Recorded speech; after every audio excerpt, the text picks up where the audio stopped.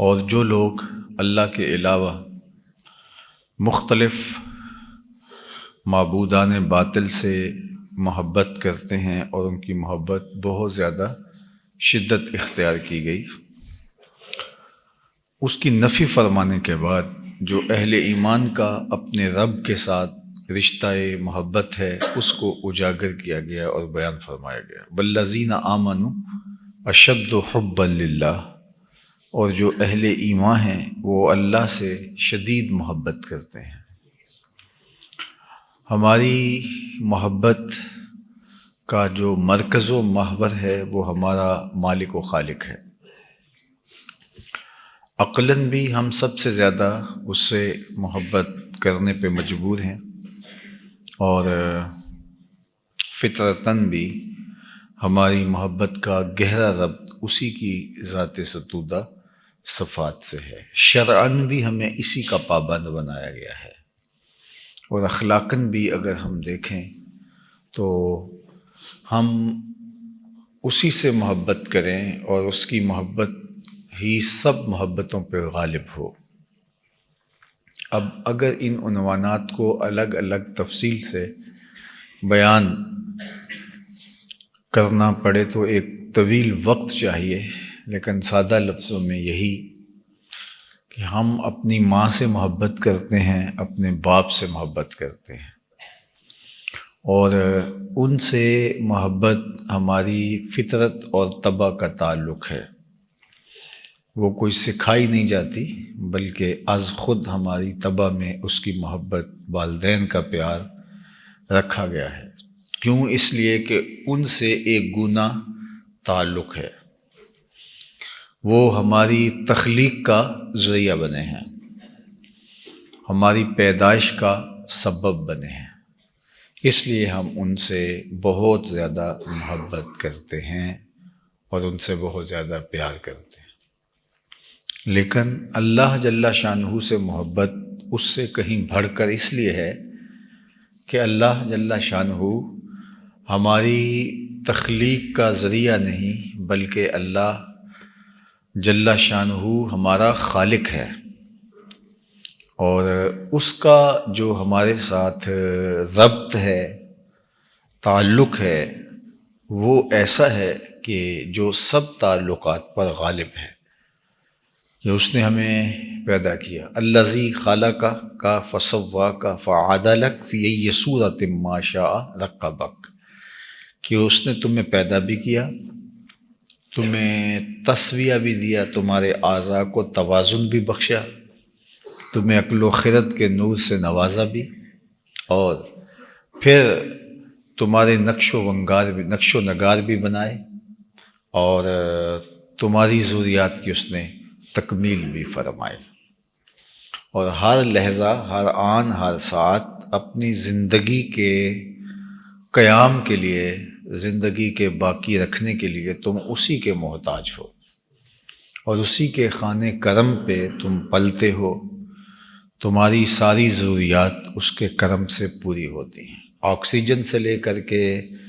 غذائی ضرورتوں تک، مشروبات کی ضرورتوں سے لے کر کے دیگر مادی ضرورتوں کی تکمیل اسی کے کرم سے ہوتی ہے۔ تو جس کے خانے کرم پہ ہم پلتے ہیں اور اس کے بغیر ہمارا ایک لمحہ گزرنا بھی محال ہے، تو اس سے ہم ٹوٹ کے پیار کیوں نہیں کریں گے؟ ماں باپ محض ذریعہ ہیں ہماری تخلیق کا، لیکن تخلیقی عمل میں جو ہمارا خالق ہے، مالک ہے، تو اس کا حق فروع تر ہے، اس کا حق جو ہے وہ فزوں تر ہے، اس کا حق سب سے بڑا ہے۔ تو اس لیے ہماری فطرت بھی اس بات کا تقاضا کرتی ہے کہ ہمارے رب سے ہمارا تعلق مضبوط ہو، اور اللہ تعالیٰ جل شانہ کی محبت ہی وہ نور ہے جو ہمارے باطنی سقم کا علاج ہے۔ ایک شخص کو ہر طرح کی نعمتوں سے مالا مال کر دیا جائے، لیکن اس کا سینہ حب الہی سے خالی ہو تو وہ ایک قسم کی کمی محسوس کرتا ہے، اور اسے گو معلوم نہ بھی ہو کہ وہ کمی کیا ہے، لیکن وہ بے چینی اور ایک اضطراب سب کچھ ہونے کے باوجود پاتا ہے۔ اور اگر اللہ کی محبت کا نور بندہ مومن کے سینے میں موجود ہوتا ہے تو اس نور سے جو تسکین، تسلی اور تشفی ہوتی ہے، اس سے ایک اطمینان بخش زندگی کا تصور ابھرتا ہے۔ اور ایمان کی جو حلاوت ہے، مٹھاس ہے، وہ بھی بندے کو نصیب تب ہوتی ہے جب اللہ پر پختہ یقین اور ایمان کا نور اور اس قدر شدید محبت کہ کسی صورت کے اندر اس کی دہلیز چھوڑنے کو جی نہ چاہے۔ صحیح مسلم میں روایت موجود ہے اور بھی کتب احادیث میں روایات ہیں، اللہ کے محبوب صلی اللہ علیہ وآلہ وسلم نے ارشاد فرمایا کہ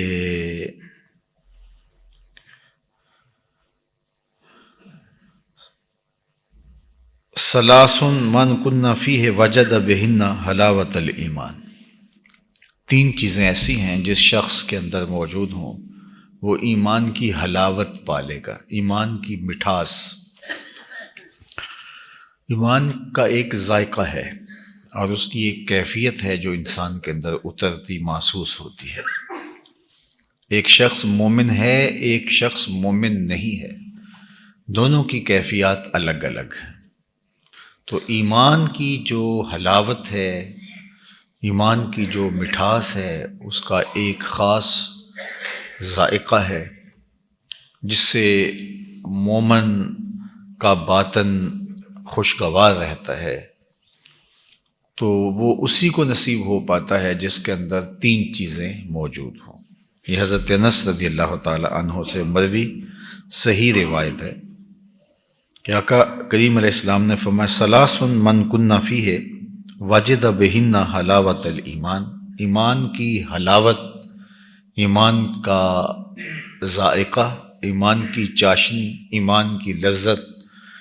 اسے نصیب ہوگی جس کے اندر تین چیزیں ہوں گے۔ سب سے پہلی چیز من کان اللہ ورسولہ احب الیہ مما سواہما، جسے اللہ اور اس کے محبوب محمد صلی اللہ علیہ وآلہ وسلم کائنات کی ہر شے سے زیادہ محبوب ہوں۔ اگر کسی کی یہ کیفیت باطن کی ہے کہ وہ کائنات کی ہر شے سے، ہر فرد و بشر سے اور اپنوں بیگانوں سے، ابو ام اور اولاد سے اللہ جل شانہ کو اور اس کے پیارے رسول صلی اللہ علیہ وآلہ وسلم کو محبوب رکھتا ہے، تو ایک تو یہ وصف اگر کسی کے اندر پایا جائے تو وہ ایمان کی حلاوت پا سکے گا۔ دوسری بات وَأَن يُحِبَّ الْمَرْءَ لَا يُحِبُّهُ إِلَّا لِلَّهِ، کہ بندہ جب بھی کسی سے محبت کرتا ہے تو وہ صرف اللہ کے لیے کرتا ہے، یعنی لوگوں کے ساتھ جو تعلقات کا معیار ہے وہ اللہ جل شانہ کی محبت ہے، یعنی وہ اسی تناظر میں دیکھتا ہے۔ تو ظاہر ہے وہ پھر اہل تقوی سے محبت کرے گا، اہل ایمان سے محبت کرے گا، اور باقی مخلوقات سے بھی محبت اللہ کی مخلوق ہونے کے ناطے سے ہوگی۔ گناہگار سے بھی وہ محبت کرے گا، نفرت تو نہیں کرے گا، لیکن اس کی ان سے محبت کا سبب یہ ہوگا کہ یہ میرے اللہ کی مخلوق ہے، اور اس کے ساتھ وہ حسن سلوک کرے گا۔ اسی طرح کسی کے ساتھ اس کا دوری کا رشتہ پیدا ہوتا ہے تو وہ بھی اسی لیے کہ میرے اللہ نے مجھے اس سے دور رکھنے اور دور رہنے کا حکم دیا ہے، تو پھر وہ محبت کا معیار اور نفرت کا معیار یہی بنا لے گا۔ ہم اپنی خواہشات اور اپنی ترجیح اور اپنی ذاتی پسند ناپسند کو معیار رکھتے ہیں، لیکن ایمان کی حلاوت، ایمان کی مٹھاس، چاشنی اور ذائقہ صرف اسے نصیب ہوگا جس کے اندر یہ وصف موجود ہوگا کہ وہ کسی سے محبت کرتا ہے تو اس کا معیار اللہ کی محبت ہے، اللہ کی وجہ سے وہ کسی سے محبت کرتا ہے کہ یہ میرے رب کا حکم ہے یہ میرے رب سے منسوب ہے۔ وہ اگر چاہے تو ہم پتھر کو بھی چومنے پہ مجبور ہو جاتے ہیں، اور اگر وہ پسند نہ کرے تو پتھر کے سنگ مرمر کے تراشیدہ اصنام ان کو پاؤں کی ٹھوکر پہ رکھتے ہیں، اور کالے رنگ کا پتھر جو کعبۃ اللہ کے ایک کونے میں نصب ہے، حجر اسود، اس کو چومنے کے لیے ہم بے تاب ہوتے ہیں۔ ہے تو وہ بھی پتھر اور ہیں یہ بھی پتھر، لیکن ہماری اس سے رغبت کا سبب ہمارے رب کی محبت اور رب کا حکم نامہ ہے، اور اس سے دوری کا سبب ہمارے رب کا اس سے دور رہنے کا حکم نامہ ہے۔ تو ہم کسی سے بھی محبت کریں گے، کسی سے بھی پیار کریں گے تو وہ اللہ اور اس کے رسول کی وجہ سے کریں گے۔ یہ ہے دوسرا سبب، کسی سے محبت اور نفرت اللہ اور اس کے رسول کی وجہ سے۔ وَأَن يَكْرَهَ أَن يَعُودَ فِي الْكُفْرِ بَعْدَ أَنْ أَنْقَذَهُ اللَّهُ مِنْهُ كَمَا يَكْرَهُ أَن يُقْذَفَ فِي النَّارِ، اور اس کے لیے ایمان سے پلٹ کے دوبارہ کفر میں لوٹنا آگ میں ڈالے جانے سے زیادہ جو ہے وہ مشکل ہو، یعنی آگ میں جانا اس کے لیے آسان ہو کہ کوئی اس کو پکڑ کے جلتی ہوئی آگ کے اندر، آگ کی بھٹی کے اندر پھینک دے، اور دوسرا آپشن یہ ہے کہ وہ ایمان چھوڑ دے، تو وہ کہے گا ٹھیک ہے مجھے اس بھٹی میں پھینک دو لیکن میں ایمان نہیں چھوڑ سکتا۔ تو یہ جب کسی شخص کی کیفیت باطن نہیں ہوتی، وہ اپنے آپ کو اس مقام پہ کھڑا ہوا نہیں دیکھ سکتا، تو پھر اس کو ایمان کی ایک لذت اور چاشنی اور حلاوت ہے وہ نصیب نہیں ہو پاتی۔ اب دیکھیے، ایمان بہت بڑی دولت ہے اور بہت قیمتی اثاثہ ہے، اور اس کا حظ نصیب ہونا، یعنی اس کا پھل ملنے لگ جانا، اس کا ذائقہ، اس کی تراوت اور اس کے ثمرات نصیب ہونے لگ جانا، یہ بہت بڑی بات ہے۔ یعنی ایمان سینے میں موجود ہے، اور اس ایمان کی روشنی، اس ایمان کے ثمرے، اس ایمان کی خوشبو، اس ایمان کی لذات اور اس ایمان کے ثمرات نصیب ہونا شروع ہو جائیں، یہ بہت بڑی بات ہے، جس سے مومن تو ہواؤں میں اڑتا ہے، چرخ پہ جھولنے لگتا ہے، اس کے زمین پہ پاؤں نہیں لگتے، یہ جب اس کو محسوس ہوتا ہے کہ میرے ایمان کی کیفیت کیا ہے۔ جس طرح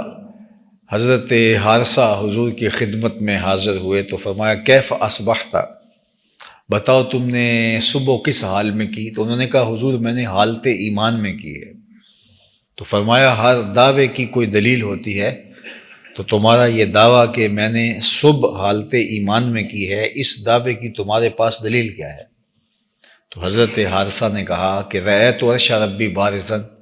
میں اللہ کے عرش کو یوں دیکھ رہا ہوں جس طرح دن چڑھا ہوا ہے، میری نظروں سے کچھ پوشیدہ نہیں۔ اللہ اکبر!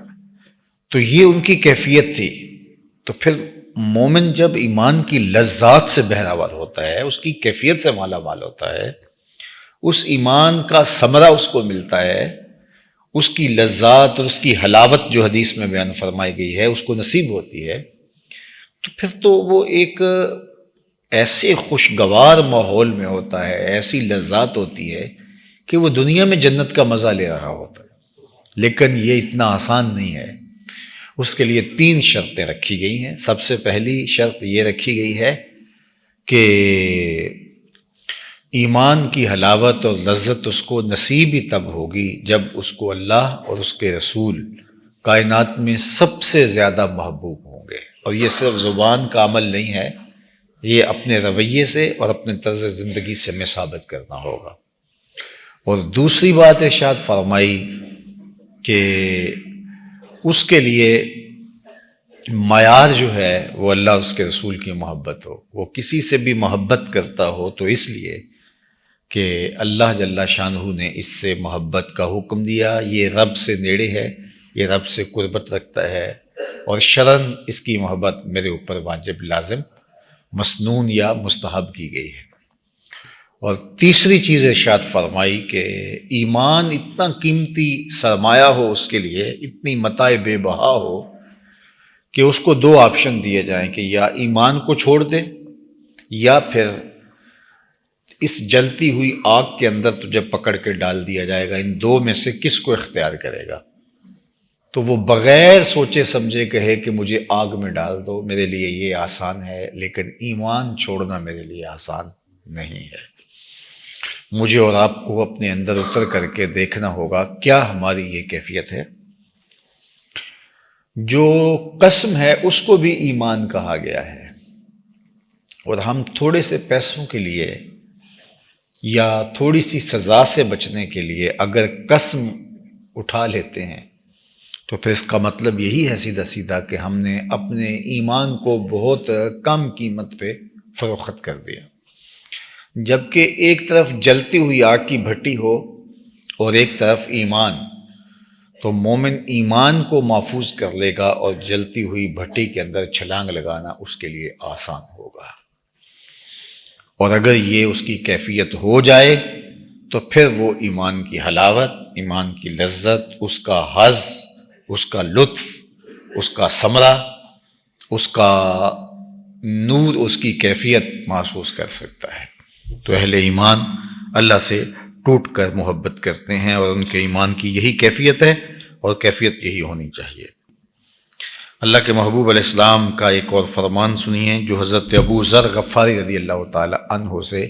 مروی ہے۔ کہتے ہیں کہ اللہ کے محبوب علیہ السلام نے ارشاد فرمایا، افضل الاعمال، اعمال میں سب سے افضل جو عمل ہے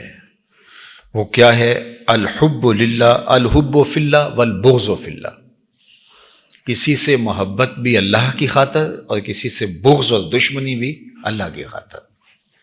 ہم ذاتی دشمنیاں بہت زیادہ پال رکھی ہوں گی، رشتہ داریوں میں، اپنے گاؤں گوٹ اور جو ہے وہ شہر بستی میں، اپنی برادری اور خاندان میں بہت ساری ہماری رشتہ داریاں چھوٹی چھوٹی وجوہات کی بنیاد پر ہوں گی، ناراضگیاں بھی چل رہی ہوں گی، لیکن میں اور آپ یہاں بیٹھے بیٹھے سوچیں کہ ہماری اللہ اور اس کے رسول کے لیے کتنے لوگوں سے ناراضگی چل رہی ہے۔ تو شاید بہت کم لوگ ہمیں ملیں گے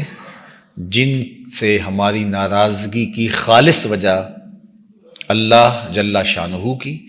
اور اس کے رسول صلی اللہ علیہ وآلہ وسلم کی محبت ہے۔ اسی طرح دوستیاں، ہماری کاروباری ریلیشن ہیں، ہمارے لوگوں سے جو ہے وہ رشتہ داریوں کی بنیاد پر تعلق داریاں ہیں، ہماری تعلق داریوں کے اور بہت سارے اسباب ہیں، سیاسی ربط ہیں، معاشرتی ربط ہیں، اور ہم اگر تلاش کریں تو ہمیں بہت لوگوں کے ساتھ ہمارے ربط نظر آتے ہیں۔ جب ہمارے ہاں شادی بیاہ کی تقاریب ہوتی ہیں تو اس وقت جب ہم کارڈ لکھتے ہیں تو ہم کاروباری لنکس جو ہوتے ہیں اس اعتبار سے بھی لکھتے ہیں، رشتہ داریوں کی بنیاد پہ بھی، دوست کی بنیاد پہ بھی، اسکول فیلو ہیں، یہ کالج فیلو ہیں، یہ ہمسائیگی ہے، یہ جو ہے وہ یہ مختلف دائرے ہمارے بنتے ہیں۔ تو ہماری محبتیں لوگوں کے ساتھ، اسلام اس کی نفی نہیں کرتا، یہ پہلے میں بتا دوں، اسلام اچھی معاشرت کی تشکیل کے لیے حوصلہ افزائی کرتا ہے، لیکن میں اس حدیث کی روشنی میں اپنا جائزہ لے رہا ہوں اور آپ بھی اپنا جائزہ لیں کہ جب ہم دیکھتے ہیں کہ لوگوں کے ساتھ ہمارے تعلق کن کن بنیادوں پہ ہیں تو بہت سارے اسباب محبتوں کے ہمیں نظر آتے ہیں۔ تو ان میں ہم یہ بھی فہرست کبھی بنائی کہ یہ لوگ جو ہیں ان کا ہمارا تعلق صرف اللہ کی اور اس کے رسول کی محبت کی وجہ سے ہے، اور اگر یہ لوگ بھی ہماری فہرست میں کافی نظر آئیں تو ہمیں خوشی ہونی چاہیے، اور اگر ہماری فہرست میں ایسے لوگ نہ ہوں جن سے خالص محبت اللہ اور اس کے رسول کی وجہ سے ہو تو پھر ہم سخت خسارے میں ہیں، سخت نقصان میں ہیں۔ تو الحب فی اللہ والبغض فی اللہ، ہماری محبت کا معیار اور ہماری نفرت کا، بغض کا سبب اس کی ذات، اور اللہ کے محبوب علیہ السلام نے کیا فرمایا؟ افضل الاعمال، اعمال میں جو افضل ترین عمل ہے وہ یہی ہے کہ محبت بھی اللہ کے لیے ہو اور بغض بھی اللہ کے لیے۔ اس کی تفصیل ایک اور حدیث سے ہم سمجھ سکتے ہیں جو اللہ کے محبوب علیہ السلام نے ارشاد فرمائی، جو حضرت برا بن عازب رضی اللہ تعالی عنہ سے مروی ہے۔ فرماتے ہیں کہ ایک دن حضور علیہ السلام نے ارشاد فرمایا، کنا جلوسا عند النبی صلی اللہ علیہ وسلم، ہم حضور کے آس پاس بیٹھے ہوئے تھے، چونکہ اللہ کے محبوب علیہ السلام کی مجلس جاری رہتی تھی اور بلا تعین اوقات اللہ کے محبوب صفہ کے چبوترے پر بیٹھ کے صحابہ کو سکھاتے تھے، مسجد نبوی کے صحن میں آ کے، ہال میں آ کے بیٹھتے، جو وہاں موجود ہوتے حضور علیہ السلام کے گرد جمع ہوتے، مجلس جم جاتی۔ اور آقا کریم کی عادت یہ تھی کہ حضور جب حجرہ انور میں تشریف لے جاتے تو اگر حضور نے جلدی واپس آنا ہوتا تو نالین باہر چھوڑ جاتے، یہ اس بات کا سائن تھا کہ حضور ابھی آئے، اور اگر حضور نے استراحت فرمانی ہے، کچھ وقت لگنا ہے، تو نالین سمیت اندر تشریف لے جاتے، یہ اس بات کا سائن تھا کہ اب آپ کوئی کاروبار کے لیے جا سکتے ہیں، کوئی باہر مصروفیت ہے تو جائیں، حضور اب کچھ وقت کے بعد آئیں گے۔ تو صحابہ حضور کے انتظار میں رہتے، بالخصوص یہ 300 صحابہ جو صفہ کے چبوترے پہ بیٹھ کے، ان کی تو نظریں ہی حضور کے دروازے پہ ہوتی کہ حضور آئیں اور ہم آقا کریم کی صحبت کا فیض پائیں اور برکت حاصل کریں۔ تو حضرت برا بن عازب رضی اللہ تعالی عنہ بن خوش نصیب لوگوں میں سے ہے کہ جنہوں نے کثرت سے حضور علیہ السلام کی قربت حاصل کی۔ تو فرماتے ہیں کننا جلوسا عند النبی صلی اللہ علیہ وآلہ وسلم، ہم حضور علیہ السلام کے پاس بیٹھے ہوئے تھے، فقال ایو الاسلام اوسط، اسلام کی سب سے بہتر کڑی کون سی ہے؟ تو فرماتے ہیں کہ قالوا الصلاۃ، لوگوں نے کہا جی نماز۔ تو آقا کریم علیہ السلام نے فرمایا حسنہ، تم نے اچھی بات کی، وما ہی بہا، لیکن جو میں پوچھنا چاہ رہا ہوں یہ وہ نہیں ہے۔ اسلام کی بہترین کڑی کون سی ہے؟ یہ کڑی در کڑی سلسلہ ہے، سلسلہ تو ذہب ہے، سونے کی کڑیاں ہیں، ہر اسلام کا حکم بہتر ہے اور ہر اسلام نے بتایا ہوا اسلوب اچھا اختیار عطا فرمایا ہے، لیکن اچھی کڑی کون سی؟ انہوں نے کہا صلاۃ، حضور نے فرمایا حسنہ، تم نے اچھی بات کی، لیکن وما ہی بہا، لیکن میری مراد یہ نہیں ہے۔ قالوا الزکات، صحابہ نے کہا زکات، قال حسنہ، کہا تم نے اچھی بات کی ہے، وما ہی بہا، لیکن میری مراد یہ نہیں ہے۔ قالوا صیام، کہا حضور روزے، تو آقا کریم نے فرمایا حسن، اچھی بات تم نے کہی، وما ہوا بہی، لیکن روزے بھی نہیں ہیں۔ قالوا الحج، صحابہ نے کہا حضور حج، قال حسن، تم نے اچھی بات کی، وما ہوا بہی، لیکن یہ حج بھی نہیں ہے۔ قالوا الجہاد، تو صحابہ نے کہا حضور جہاد فی سبیل اللہ۔ تو اللہ کے محبوب علیہ السلام نے فرمایا کہ تم نے یہ بات بھی اچھی کہی لیکن یہ مراد بھی نہیں ہے۔ تو پھر حضور نے فرمایا ان اوسط الایمان ان تحب فی اللہ وتبغض فی اللہ، ایمان کی مضبوط ترین اور بہترین کڑی یہ ہے کہ تم اللہ کے لیے محبت کرو اور اللہ کے لیے بغض رکھو۔ تو ہماری کسی سے محبت کا سبب اللہ ہے، کسی سے بغض کا سبب جو ہے وہ اللہ جل شانہ کی محبت ہے۔ حضرت عمر بن عباسہ رضی اللہ تعالیٰ عنہ سے ایک روایت سن لیجئے، فرماتے ہیں کہ میں نے رسول کریم صلی اللہ علیہ وآلہ وسلم کو باقاعدہ فرماتے ہوئے یہ سنا تھا، ان اللہ عز وجل یقول قد حقت محبتی للذین یتحابون من اجلی، میری محبت متحقق ہو گئی، پکی ہو گئی ان لوگوں کے لیے جو آپس میں محبت میری وجہ سے کرتے ہیں۔ جو لوگ آپس میں محبت میری وجہ سے کرتے ہیں، میری محبت ان پر ثابت ہو گئی، ان پر پکی ہو گئی۔ اللہ اکبر۔ پھر فرمایا وقد حقت محبتی، اور میری محبت پختہ ہو گئی، لازم ہو گئی، ضروری ہو گئی، للذین، ان لوگوں کے لیے، یتصافون من اجلی، اللہ اکبر، جو میرے لیے ایک دوسرے سے ملاقات کرتے ہیں، محبت کرتے ہیں۔ وَقَدْ حَقَّتْ مُحَبَّتِ لِلَّذِينَ يَتَزَاوَرُونَ مِنْ أَجْلِي، اور جو میری وجہ سے ایک دوسرے سے ملاقات کرتے ہیں، ملنے جاتے ہیں، ان کا مقصد کوئی اور نہیں ہوتا، کوئی غرض دنیا نہیں ہوتا، صرف میری رضا کے لیے، تو میری محبت ان کے لیے واجب اور لازم ہوگی۔ وَحَقَّتْ مُحَبَّتِي لِلَّذِينَ يَتَبَازَلُونَ مِنْ أَجْلِي، اور میری محبت ان کے لیے بھی واجب، لازم، ضروری اور متحقق ہو گئی جو خرچ بھی کرتے ہیں تو میری رضا کے لیے کرتے ہیں۔ کسی اپنے مومن بھائی کو اگر تحفہ دیتے ہیں، ہدیہ پیش کرتے ہیں، کسی کو کھانا اپنے گھر میں بلا کے کھلاتے ہیں، تو یہ کس لیے کرتے ہیں؟ اس سے تعلقات بڑھانے کا مقصد کیا ہے؟ کوئی دنیاوی غرض ہے نہیں، صرف لیے کہ یہ اللہ کا بندہ ہے اور میں اس سے محبت کر رہا ہوں، صرف اللہ کی مخلوق پر شفقت کرتے ہوئے۔ تو اس لیے فرمایا کہ میری محبت اس پر جو ہے وہ، پھر ارشاد فرمایا وَحَقَّتْ مَحَبَّتِي لِلَّذِينَ يَتَنَاصَرُونَ مِنْ أَجْلِي، اور میری محبت ان پر بھی متحقق ہو گئی جو کسی دوسرے مومن بھائی کی یا دوسرے کسی شخص کی مدد صرف میرے لیے کرتے ہیں۔ کوئی مصیبت میں پھنس گیا تو رشتہ داری کی بنیاد پر نہیں، کسی اور بنیاد پر نہیں، صرف اس لیے کہ یہ مسلمان ہے، یہ اللہ کا بندہ ہے، یہ اللہ کی مخلوق ہے، تاکہ جانور سے بھی اس لیے اس نے صلہ رحمی کی یا کوئی ایسا سلوک کیا کہ جو اچھائی کے زمرے میں آتا ہے کہ یہ اللہ کی مخلوق ہے، تو کہا کہ میری محبت پھر اس کے لیے متحقق اور اس کے لیے واجب ہو گئی۔ تو ہماری محبتوں کا معیار اور ہماری نفرتوں کا سبب اللہ اور اس کے رسول کی محبت، اور اگر یہ دولت ہمیں نصیب ہو جائے تو یہ اتنی آسودگی دیتی ہے ہمیں، ہمارے باطن کے اندر اس قدر طمانینت اس سے اترتی ہے جب ہم اپنی ہر ذاتی غرض کو ایک طرف رکھ کے کسی سے محبت صرف اللہ کے لیے کریں، کسی سے نفرت صرف اللہ کے لیے کریں، تو پھر اس کی قدر دانی وہ کتنی کرتا ہے وہ تو ہمارے پاس کوئی ترازو نہیں ہے، لیکن دنیا کے اوپر ہمیں طمانینت کی شکل میں، حلاوت ایمان کی شکل میں، لذت باطن کی شکل میں